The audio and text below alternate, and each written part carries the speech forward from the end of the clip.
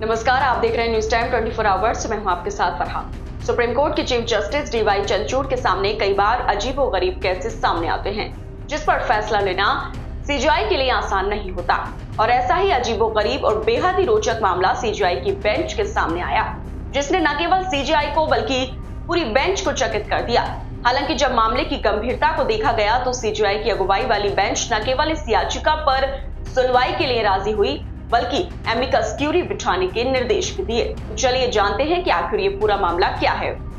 दरअसल केरल की एक मुस्लिम महिला ने सुप्रीम कोर्ट में याचिका दाखिल की है। सफिया पीएम नाम की ये महिला भले ही मुस्लिम फैमिली में पैदा हुई है, लेकिन उसकी आस्था इस्लाम में नहीं है।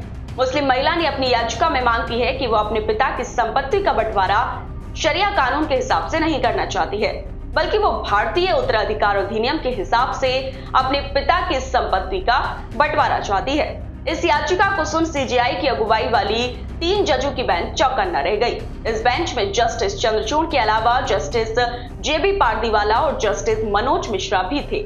महिला के वकील की दलील को सुनने के बाद तीनों जजों की बेंच ने उस पर गहन विचार विमर्श किया और इस नतीजे पर पहुंची कि यह मुद्दा बेहद ही अहम है, जिसके बाद सीजीआई ने अटॉर्नी जनरल को इस मामले में एमिकस क्यूरी बहाल करने का निर्देश दिया, जो अदालत को कानूनी और तकनीकी पहलुओं से परिचित करा सके। अब सवाल है कि चूंकि याचिकाकर्ता एक मुस्लिम महिला है, तो जाहिर है कि उसके पिता की संपत्ति का बंटवारा शरीयत कानून के हिसाब से ही होना चाहिए। लेकिन महिला ने अपनी याचिका में यह तर्क दिया है कि भले ही वो मुस्लिम परिवार में जन्मी है, लेकिन इस्लाम धर्म में आस्था नहीं रखती है। बता दें कि याचिकाकर्ता सफिया केरल में उस पूर्व मुस्लिमों के वर्ग से आती है जो जन्मे तो मुस्लिम परिवार में है, लेकिन अब वो इस्लाम धर्म में आस्था नहीं रखते हैं। वही खास बात है कि सफिया इसी वर्ग से आने वाले एक संघ की महासचिव भी है। सफिया की याचिका को लेकर सुप्रीम कोर्ट में खुद सफिया ने अपनी तरफ से कई दलीलें दी। सफिया ने अपनी याचिका में एक डिक्लेरेशन दिया कि जो व्यक्ति मुस्लिम पर्सनल लॉ से बंधे नहीं रहना चाहते हैं, उन्हें देश के धर्मनिरपेक्ष कानूनों, विशेष रूप से 1925 के भारतीय उत्तराधिकार कानून के तहत वसीयत और गैर वसीयत उत्तराधिकार के मामलों में अधिकार मिलना चाहिए।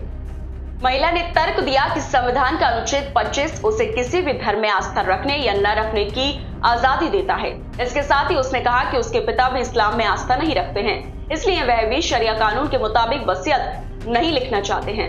इस पर सीजीआई ने कहा कि अगर आप इसकी घोषणा नहीं करते हैं तो धारा 3 के तहत आप इस कानून के अधीन नहीं आएंगे। हालांकि अब जबकि सुप्रीम कोर्ट इस याचिका पर सुनवाई के लिए राजी भी हो गई है और मामले की अगली सुनवाई जुलाई 2024 के दूसरे सप्ताह में तय है, तो देखना बेहद ही अहम होगा कि अगली सुनवाई में इस मामले पर क्या फैसला आता है। फिलहाल इस खबर में इतना ही। बाकी अपडेट्स के लिए बने रहिए न्यूज टाइम के साथ। और अगर आपको हमारी ये खबर अच्छी लगी हो तो चैनल को लाइक करें, साथ ही दोस्तों के साथ शेयर करें और सब्सक्राइब करना बिल्कुल ना भूलें। नमस्कार।